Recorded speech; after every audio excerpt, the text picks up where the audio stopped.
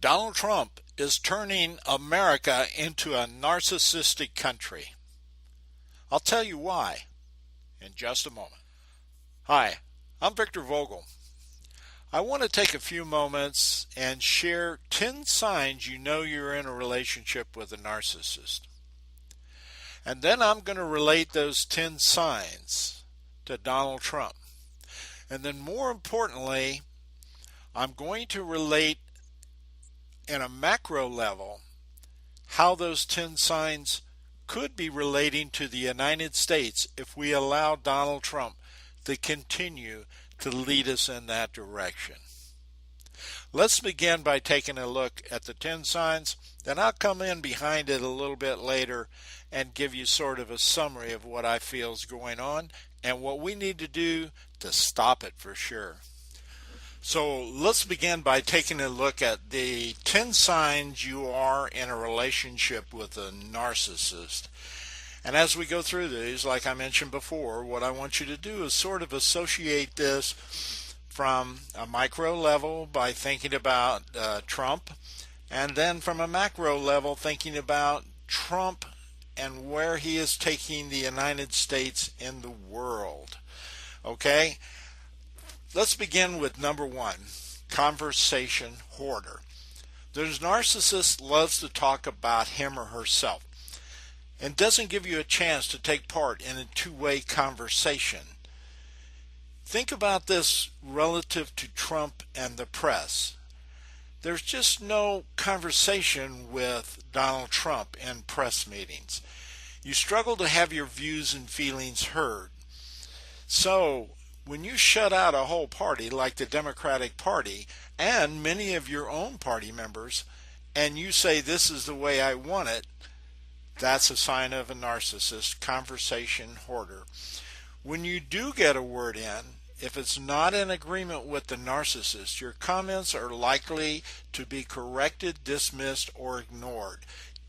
The term is fake news. That's what he came up with, fake news. Number 2, well, let's go back. Now, if the United States becomes an isolationist, then many of these same principles apply. When you talk about climate change, nothing any other country says is correct. It's only what the United States believes is correct. So there's just one example you can relate to a macro level conversation hoarder, or the United States becoming a narcissistic country, so to speak. Conversation interrupter. While many people have the poor communication habit of interrupting others, the narcissist interrupts and quickly switches the focus back to herself or himself. He shows little genuine interest in you. Okay, so when he is surrounded by his people, he's all excited. But if anyone in the crowd is kind of contradictory to that, it's like kick him out. So if we as a country begin our negotiations by threatening other countries because they don't happen to agree that we should have put the capital of Israel into Jerusalem or move our embassy there, they get shut out. They're just generally turned off. He's a rule breaker. A narcissist is a rule breaker. The narcissist enjoys getting away with violating rules and social norms, such as cutting in line or chronic undertipping, stealing office supplies, breaking multiple appointments, or disobeying traffic laws. This, if you take this to the presidential level, this is Trump saying, hey, I'll hold my meeting somewhere other than the White House, like Mar-a-Lago. I'll travel when I want, where I want. These, and basically going in and bringing in staff initially that was going to threaten congressional representatives if they didn't think along the way he wanted them to. In other words, disregard all the rules of the Senate and the House and do it the way I tell you to do it. Now, unfortunately for him and fortunate for us, our Constitution doesn't allow that. But if he had a chance to change the Constitution, he would. And it would be along these lines. boundary violator. Shows wanton disregard for other people's thoughts, feelings, possessions, and physical space. This is this handshake thing where he grabs people and pulls them towards him. Oversteps and uses others without consideration or sensitivity. We saw this the time he pushed that representative from another country out of the way so he could get in the front. Borrows items or money without returning, breaks promises and obligations repeatedly. You can just check his tweets to see that. Shows little remorse and blames the victim for one's own lack of respect. So, in other words, it's our fault that he has to be the cruel narcissist that he is. Now, if you think about that in terms of country from rule breaking and boundary violators, if we disregard any rules established by other countries who we have no control over, they are sovereign nations, and we just decide to go in and violate those rules, like stepping into another country saying, hey, you ought to do this. And the way we do that is we make them feel like it's their fault. We have to come in and control them the way we do. And you can see this when his visit to Mexico with the president down there. You can see this with him totally turning around many of the other things that countries have agreed upon with the United States and simply disregarding them.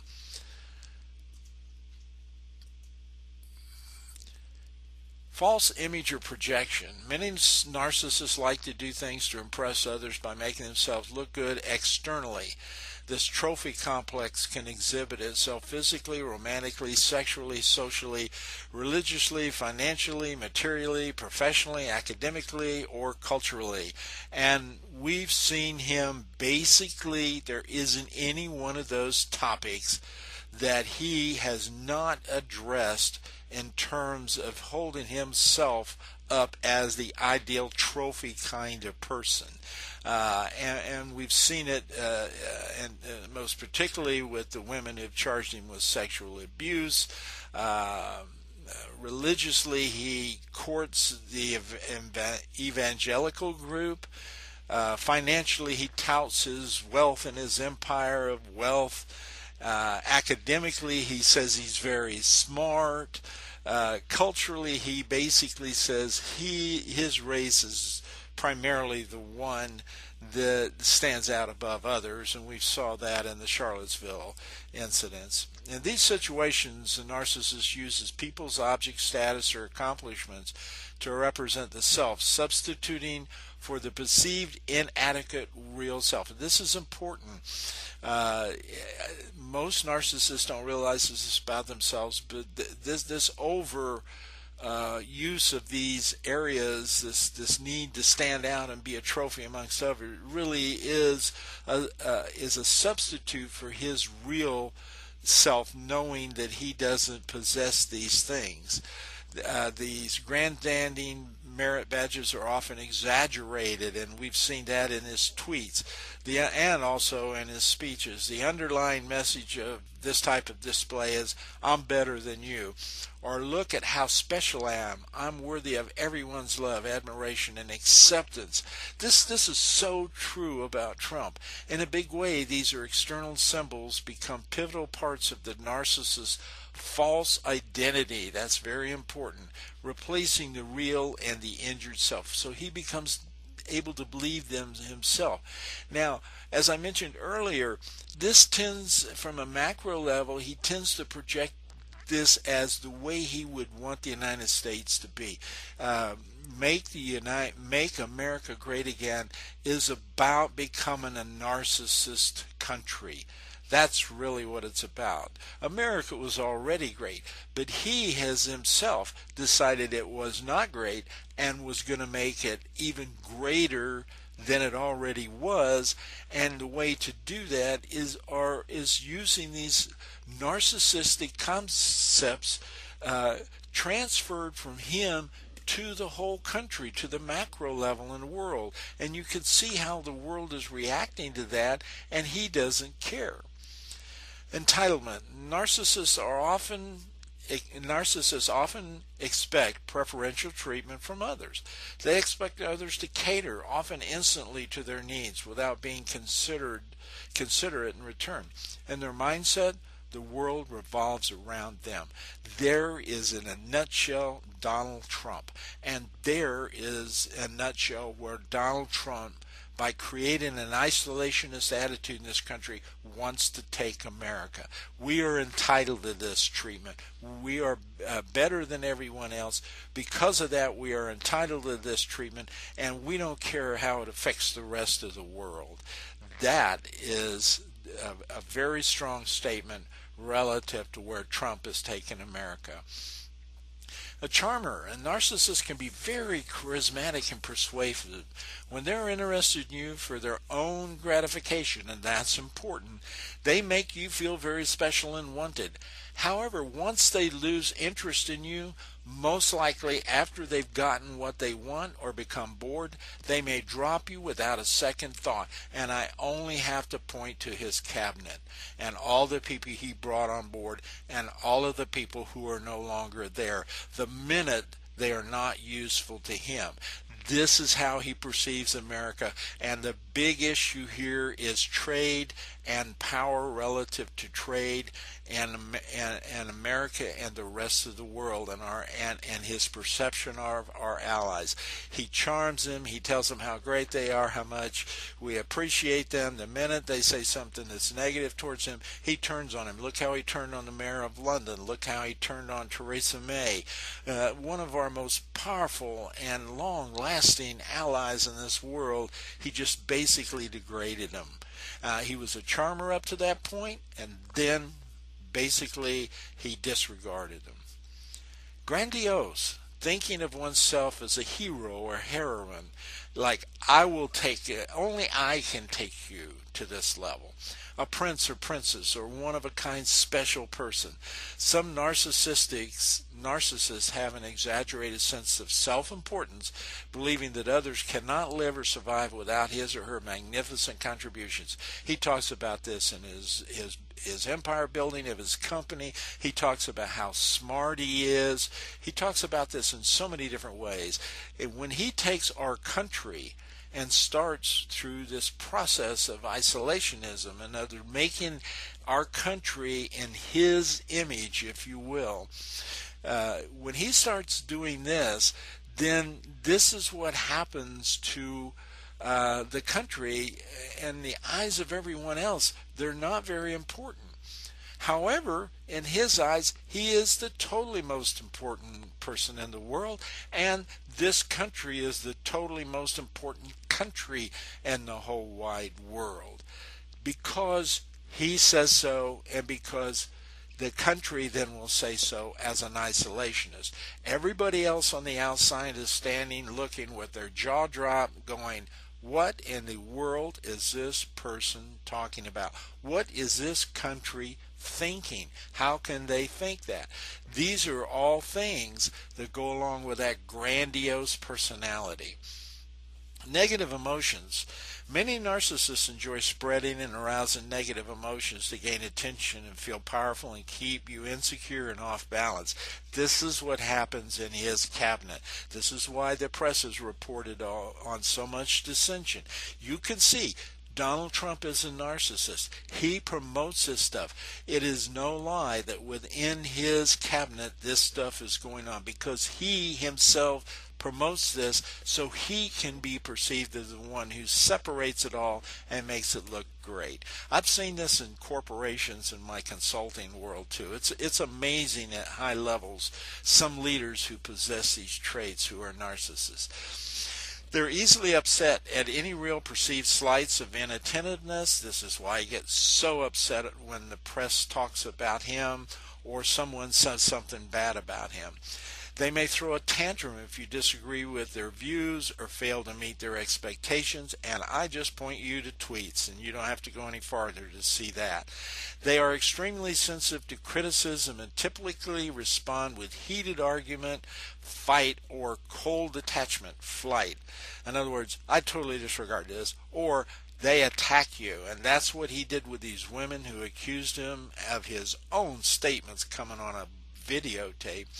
On the other hand, narcissists often quick to judge, criticize, ridicule, and blame you for something you haven't done. Comey, I can go on and on from there, people who he blames, but Trump is never at fault.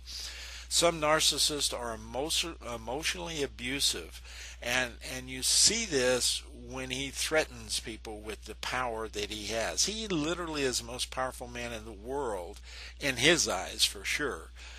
By making you feel inferior, they boost their fragile ego and feel better about themselves. Boy, you couldn't probably wrap it up any more than in those statements right there.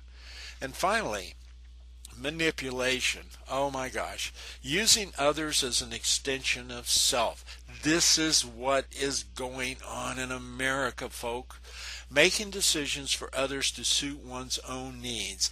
In other words, making America in his image makes Donald Trump feel important when he knows within himself he really doesn't have that importance. The narcissist may use his or her romantic partner, child, friend, or colleague to meet unreasonable self-serving needs, fulfill unrealized dreams, or cover up self-perceived inadequacies and flaws. However, I would say to you this: his partner in this adventure, his romantic partner, is the United States of America. It is us. It is we the people who he envisions as his romantic partner. And he is using us to fill his unrealized dreams and cover up his self-perceived inadequacies and flaws as a leader, as a man. These are the things that are going on in America right now. This definition struck me as so absolutely clear, and the idea that he is using America to meet his needs and to close us off from the rest of the world is absolutely phenomenal. It is a psychological. He is putting America in a psychological vulnerable state, and he does this by all of these things that we just covered, and continuing to promote turmoil within the country the same way he promotes turmoil at the micro level within his cabinet. He continues to promote turmoil throughout the country to keep everybody off balance, and to then step in and show he is the great person who can solve it all. This is almost a God complex. Almost a God. I wouldn't quite go that far, but it's almost a God complex for Donald Trump. And it's so clear when you look at his micro when you look at these definitions of narcissist behavior and the micro terms with him, and then transfer that to the macro terms, transfer those terms to the macro level in the United States, you can see that this last statement, he is seeing us as his romantic partner to fulfill his self-serving needs. And unfortunately, 30% of America is following that. And the rest of us somehow need to get this information I'm sharing with you out to the rest of the world so they understand they're being duped by this guy. And we can deal with that by first taking away his power, and secondly, to take away his position.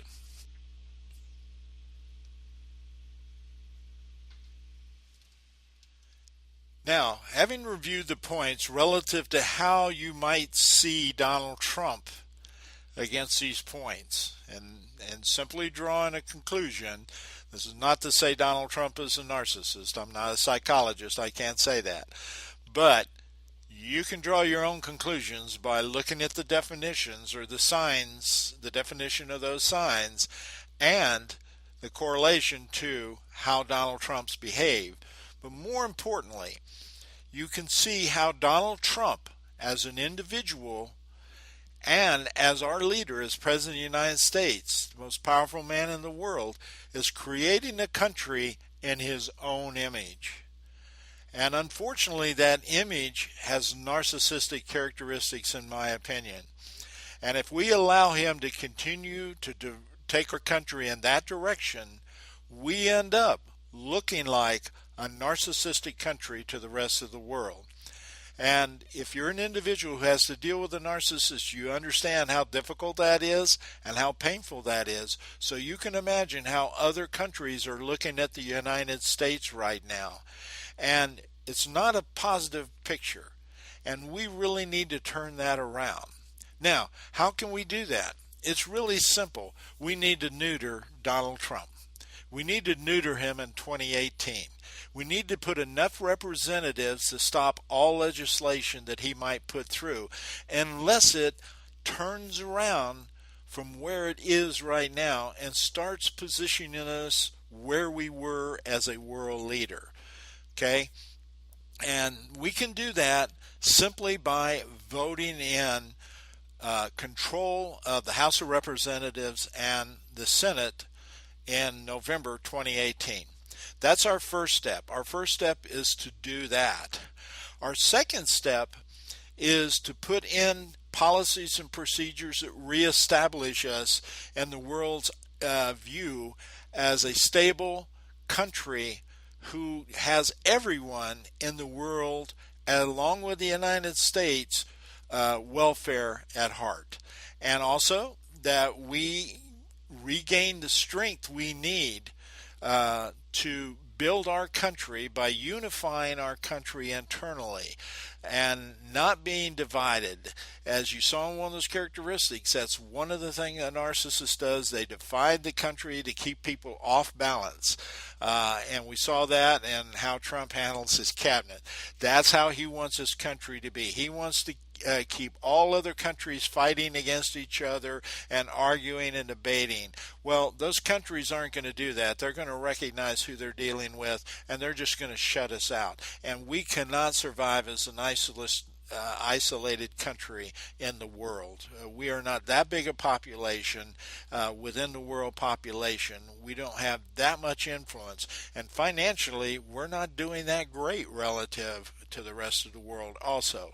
We are better. We are strong. We can regain that image, but we cannot do it under Donald Trump and the way he's leading as president. So it's real simple. Neuter him in Congress and the Senate. Then get him out of office. If not before 2020, for whatever reason that may come up that's legal and correct. We don't want to just shove him out because we don't like him, because there are people, I mean, he got voted in there through our system.